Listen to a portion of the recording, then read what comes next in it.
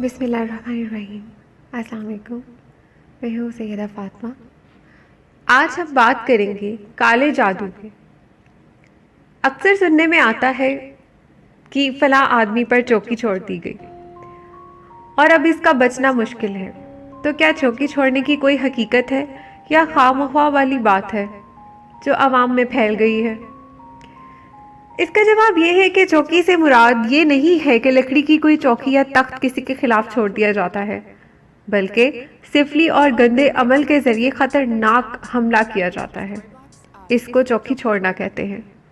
بالعموم گندے اور میلے علم کے ذریعے ہانڈی جادوگر کسی کے خلاف مخصوص راتوں میں روانہ کرتا ہے اور یہ ہانڈی از خود اڑ کر اس شخص کے گھر پہنچ جاتی ہے، چنانچہ جس کو نشانہ بنایا گیا ہو، اور اس کے بعد وہ کسی مہلک بیماری میں مبتلا ہو جاتا ہے اور جاں بحق بھی ہو جاتا ہے۔ لیکن یہ بات ہمیشہ یاد رکھنی چاہیے کہ دنیا کا کوئی بھی حربہ اور کوئی بھی طریقہ انسان کی جان اس وقت تک نہیں لے سکتا جب تک اللہ تعالیٰ کی مرضی نہ ہو۔ ہاں، یہ طے ہے کہ اس دنیا میں بندوق کی گولی اور کمان سے نکلا ہوا تیر کسی کو زخمی کر سکتا ہے، اسی طرح جادو کے ذریعے چھوڑی ہوئی چیزیں بھی نقصان پہنچا سکتی ہیں۔ بالعموم اس طرح کے عمل سے اس قوم سے کرائے جاتے ہیں جو شراب پینے اور خنزیر کا گوشت کھانے کے عادی ہوں، کیونکہ اس طرح کے سفلی عمل میں وہ عمل زیادہ کامیاب ہوتا ہے جو زیادہ سے زیادہ جسمانی اور روحانی طور پر ناپاک ہوتا ہے، اور یہ جادو زیادہ اثر ان لوگوں پہ کرتے ہیں جو جسمانی اور روحانی اور ذہنی طور پر ناپاک ہوتے ہیں۔ اس لیے بہتر ہے کہ ہم سب جسمانی طور پر، روحانی طور پر اور اپنی ذہنی طور پر خود کو پاک رکھیں۔ کالا جادو اگر ہے تو پھر یہ جادو کیسے کرایا جاتا ہے؟ جادو الوی یا سفلی، اس کے بہت سے طریقے رائج ہیں۔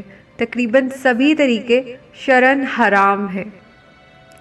اس لیے جادو بالعموم اللہ کے بندوں کو نقصان پہنچانے کے لیے تیار کیا جاتا ہے، کیونکہ اس میں شامل حال شیطان کی شیطانی ہوتی ہے، اور اللہ کے بندوں کو نقصان پہنچانا اور کسی اذیت میں مبتلا کرنا قطعاً حرام ہے۔ البتہ جادو کی حقانیت بے شمار حقائق اور شواہد سے 2 اور 2 4 کی طرح ثابت ہے۔ اسی لیے تمام علماء اسلام نے اس کی حقیقت اور واقعیت کو تسلیم کیا ہے۔ جادو کو کسی پر واقع کرنے کے لیے ایک نہیں لا تعداد طریقے ہیں۔ عام طور پر کھانے پینے کی چیزوں میں کوئی سفلی عمل کر دیا جاتا ہے اور پھر یہ چیز کسی کو کھلا پلا دی جاتی ہے۔ یہ چیز جس کے جسم میں داخل ہوتی ہے اور اپنا اثر دکھا دیتی ہے، اور اسے جادو کی جو کھانے پینے کی چیزوں کے ذریعے ہو کاٹ کرنا بھی قدرے دشوار ہوتا ہے۔ یعنی جو جادو کسی کو کھانے پلانے کی چیزوں پر کر دیا جاتا ہے وہ انسان کے رگ و ریشے میں سرایت کر جاتا ہے اور خون بن کر رگوں میں دوڑنے لگتا ہے۔ اس لیے اس جادو کی کاٹ کرنا قدرے دشوار ہوتا ہے۔ آپ لوگوں کو کھانے پینے کی چیزوں میں احتیاط کرنی چاہیے۔ بسم اللہ الرحمن الرحیم پڑھ کر کھانا کھانا چاہیے، اور اگر آپ کو ایسا کوئی شک گزرے تو 3 بار لا حول ولا قوت الا باللہ العلی العظیم لازمی پڑھنا چاہیے۔ دوسرا طریقہ اکابرین نے یہ لکھا ہے کہ جادوگر اپنا ناپاک ارادہ پورا کرنے کے لیے مسحور کے بال یا ہاتھوں پیروں کے ناخن یا پھر استعمال شدہ کپڑے کسی طرح حاصل کر لیتا ہے۔ اس سلسلے میں بعض عالمین کا خیال یہ ہے کہ بال صرف سر ہی کے کام آتے ہیں، جسم کے دوسرے حصے کے بالوں پر جادو اثر انداز نہیں ہوتے۔ ناخن کے سلسلے میں یہ رائے ہے کہ اگر وہ 20 کے 20 انگلیوں کے ہو تو کارگر ہوتے ہیں، ورنہ جادو بے اثر ہو جاتا ہے۔ لیکن بعض حضرات کی رائے یہ بھی ہے کہ اگر 1 ہاتھ اور 1 پاؤں کے ناخن حاصل ہو جائیں تو جادوگر ناپاک مقصد میں کامیاب ہو جاتا ہے۔ استعمال شدہ کپڑے میں جادو اسی وقت اثر کرتا ہے جبکہ کپڑا دھلنے سے پہلے کسی کے ہاتھ لگ جائے۔ دھلنے کے بعد انسانی جسم کے اثرات ختم ہو جاتے ہیں۔ یعنی آپ اپنے کپڑے دھو کے رکھا کریں، گندے کپڑے یہاں وہاں مت پھینکا کریں، اور قوت لامسہ کا اثر باطل ہو جانے کی وجہ سے انسانی سحر کی لپیٹ میں نہیں آتا۔ اگر یہ تینوں چیزیں دستیاب نہیں ہوتی تو جادوگر مسحور کے پاؤں کے تلے کی مٹی حاصل کرتا ہے اور اس میں مردہ گھاٹ کی مٹی کے علاوہ گندے اور سفلی عمل سے تیار کی ہوئی چیزیں ملاتا ہے، پھر ایسی جگہ انہیں دبا دیتا ہے جہاں سے مسحور کو روزانہ گزرنا ہوتا ہے۔ نتیجہ یہ ہوتا ہے کہ رفتہ رفتہ جادو کا اثر مسحور کے بدن پر پڑنا شروع ہو جاتا ہے اور وہ ایسی بیماریوں میں مبتلا ہو جاتا ہے جن کا دواؤں اور جڑی بوٹیوں کے ذریعے علاج نہیں کیا جا سکتا۔ معالجین اور تیماردار علاج کرتے کرتے تھک جاتے ہیں، لیکن کوئی دوا اور کوئی تدبیر کارگر نہیں ہوتی اور دن بدن مریض کی صحت خراب سے خراب تر ہوتی چلی جاتی ہے۔ ان کے علاوہ اور بھی لاددار طریقے ہیں، مثلاً گھر کی چوکھٹ پر کوئی چیز گڑا دینا، گھر کے صحن میں کوئی ہانڈی دبا دینا، کسی قبرستان میں کوئی پتلا دبا دینا اور اس پتلے پر مریض کا نام اور اس کی والدہ کا نام لکھ دینا، پھر اس پتلے کے ساتھ ساتھ کوئی ایسا عمل بھی دبا دینا جو سفلی اور میلے علم کے ذریعے وجود پذیر ہوتا ہے۔ ایک وقت معین میں اس گڑھت کے اثرات مریض کے قلب اور ذہن پر پڑنے شروع ہو جاتے ہیں اور پھر اس کے بعد جسم بھی کمزور اور لاغر ہوتا چلا جاتا ہے۔ بعض جانوروں کی ہڈیوں پر بھی مریض کا نام لکھ کر عمل کیا جاتا ہے اور پھر اس ہڈی کو مریض کے گھر میں یا اس کے آس پاس کہیں دبا دیا جاتا ہے۔ بعض جانوروں کے خون پر سفلی عمل کیا جاتا ہے، پھر اس خون کو مریض کے گھر میں پھینک دیا جاتا ہے۔ یہ خون جادو کے ذریعے بھی مریض کے گھر میں دبوا دیا جاتا ہے۔ اس طرح بڑے جانور کے گردوں اور کلیجی پر بھی عمل ہوتا ہے اور اس کے بعد یہ چیزیں مسحور کے گھر خود چلی جاتی ہیں۔ اگر بلا اتفاق وہی شخص انہیں ہاتھ لگائے یا اس پر سے گزر جائے جس کے لیے یہ سفلی عمل ہوا ہے تو جادوگر اپنے مقصد میں کامیاب ہو جاتا ہے۔ روزمرہ کے استعمال میں آنے والی کھانے کی چیزیں مثلاً مرچ، ہلدی، دھنیا، آٹا یا پھر کوئی ترکاری یا کوئی پھل وغیرہ بھی سفلی عمل کے لیے اس کے گھر بھجوا دی جاتی ہے جس پر عمل کرنے کا ارادہ ہو۔ اگر اتفاقاً ان چیزوں کو وہی شخص استعمال کر لیتا ہے جس کے لیے بھجوائی گئی ہو تو جادوگر کا تیر نشانہ پر لگتا ہے اور اس کے بعد وہ شخص جادو کی زد میں آ جاتا ہے اور برباد ہو جاتا ہے۔ بعض جادو غیر میعادی ہوتے ہیں اور بعض کی میعاد مقرر ہوتی ہے۔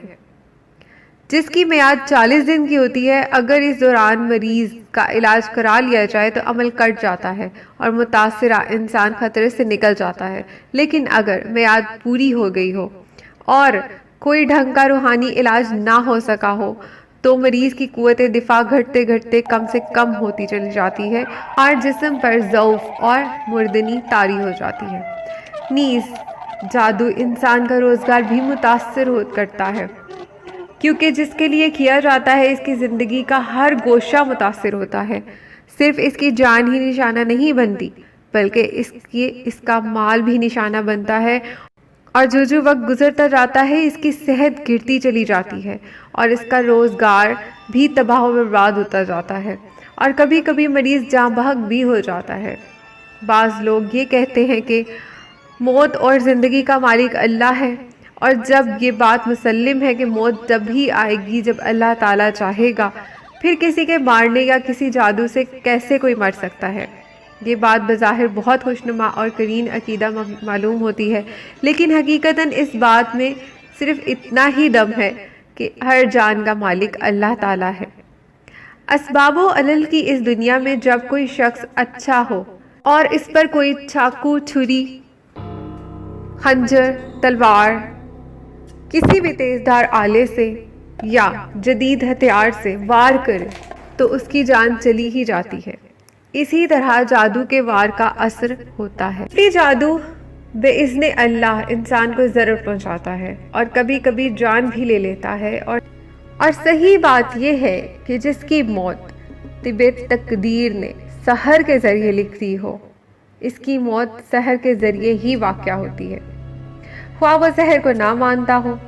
کوئی اگر زہر کی سمیت کا قائل نہ ہو اور تب اس کو زہر کھا لے تو زہر اس کو ضرور نقصان پہنچائے گا، چاہے وہ زہر کے اثر کو مانے یا نہ مانے۔ جادو کے صرف یہی طریقے رائج نہیں ہیں جن کا ہم نے ذکر کیا ہے، اس کے علاوہ بھی ہزاروں طریقے ہیں جن سے لوگوں پر آفتیں برپا کی جاتی ہیں۔ جادو کے حفاظت کے لیے تھوڑی سی ٹپس آپ کو دے دیتی ہوں، لیکن اس پر جادو کی حفاظت پر ہم پوری ویڈیوز بنائیں گے، اور اس کے طریقے آپ تک اس لیے بتائے جا رہے ہیں، کچھ طریقے جو عام طریقے آپ تک اس لیے پہنچائے جا رہے ہیں کیونکہ آپ کو معلوم ہونا چاہیے۔ جو چیز آپ پر حملہ کر سکتی ہے، دشمن کے بارے میں علم ہونا سب سے بہترین حفاظت ہوتی ہے، آپ کا دفاع ہوتا ہے اگر آپ جانتے ہو کہ آپ پر حملہ کس طرح ہو سکتا ہے۔ جادو سے حفاظت کے لیے اپنے بالوں اور اپنے کنگھے کی، اپنے ناخنوں کی، اپنے استعمال شدہ جوتوں اور کپڑوں کی، اپنی استعمال شدہ ٹوپی کی، اپنی فوٹو کی حفاظت خاص طور پر کرنی چاہیے۔ کسی جگہ سے آئی ہوئی چیز بالخصوص اگر وہ متشبہ شخص ہو، آپ کو پتا ہو کہ وہ آپ پر جادو کر سکتا ہے، ایسے کسی شخص نے بھیجی ہو، تو پھر اس پر لازمی بسم اللہ الرحمن الرحیم لا یضر مع اسمہ شیئا پڑھ کر کھانی چاہیے۔ علاوہ ازیں نماز اور تلاوت قرآن پاک کی پابندی رکھنی چاہیے، خود کو پاک رکھنا چاہیے۔ جو لوگ پابندی کے ساتھ نماز پڑھتے ہیں اور روزانہ کلام اللہ کی تلاوت کرتے ہیں، وہ اللہ تعالیٰ کے کرم و فضل سے ارضی اور سماوی آفات و بلیات سے محفوظ رہتے ہیں۔ اگر کسی کی زد میں کوئی آ بھی جائے تو انہیں جلد چھٹکارا مل جاتا ہے، کیونکہ وہ بار بار وضو کرتے ہیں، بار بار اللہ کا ذکر کرتے ہیں، اور ایسی بلائیں آپ کو پاک رہنے سے اور اللہ تعالیٰ کے ذکر کرنے سے، اللہ تعالیٰ پر یقین سے، اللہ تعالیٰ سے نجات کی دعا کرنے سے، اللہ تعالیٰ سے اپنی مصیبتوں کے حل کی دعا کرنے سے دور کرتی ہیں۔ ایسا کوئی بھی شخص جو آپ کو یہ سمجھاتا ہے کہ مصیبت آن پڑی ہے تو تم اللہ کی طرف بھاگ گئے ہو، آپ یقین کریں وہ آپ کا دوست نہیں، آپ کا دشمن ہے۔ دوست آپ کا وہ ہے جو آپ کو یہ کہتا ہے کہ بھائی تم پر مصیبت آ گئی ہے تو اب تک اللہ کی طرف کیوں نہیں بھاگے۔ اللہ تعالیٰ کو یہ عمل انتہائی پسند ہے کہ آپ مصیبت کی طرف تیزی کے ساتھ اللہ کی طرف بھاگیں، کیونکہ انسان مصیبت میں اسی سے مدد مانگتا ہے جو اس قابل ہوتا ہے کہ مدد دے۔ اللہ تعالیٰ پوری کائنات پر قادر ہے، اور اس بات کا آپ کے عمل سے تب آپ کی گواہی ملتی ہے جب آپ اپنی مصیبت کے وقت اللہ تعالیٰ کی طرف بھاگتے ہیں کہ یا رب میں اس مصیبت میں ہوں، مجھے اس سے نکالنے والا تیرے سوا کوئی نہیں ہے، صرف تو ہے جو مجھے اس مصیبت سے نکالے۔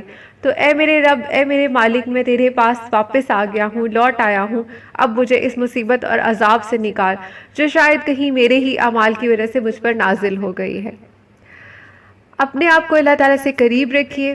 مزید معلومات کے لیے ہمارے چینل سبسکرائب کیجیے۔ اگر آپ کو کسی چیز کے بارے میں کچھ جاننا ہے تو کامنٹ کیجیے اور ہماری ویڈیو کو شیئر کیجیے، کیونکہ علم پہنچانا صدقہ جاریہ ہے۔ اللہ حافظ۔